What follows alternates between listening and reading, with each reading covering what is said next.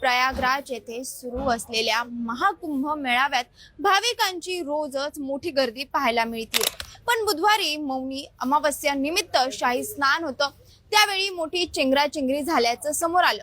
महाकुंभमध्ये मौनी अमावस्येला स्नान करण्यासाठी आलेल्या मोठ्या जनसमुदायामुळे चेंगराचेंगरी झाली। यामध्ये कितीतरी नागरिकांचा मृत्यू झाल्याचं अंदाज लावण्यात येत होते। पण आता या बाबतीतलं प्रशासनानं मौन सोडलं असून मृतांचा आकडा आणि घटनेचं कारणही सांगितलंय। महाकुंभ मेळ्याचे अधिकारी आणि कुंभ DIG अर्थात उपमहानिरीक्षक वैभव कृष्ण यांनी चेंगराचेंगरीबाबत सविस्तर माहिती दिली आहे। दुर्घटनेच्या 16 तासांनी अधिकाऱ्यांनी अखेर मृतांचा अधिकृत आकडा काल सांगितला।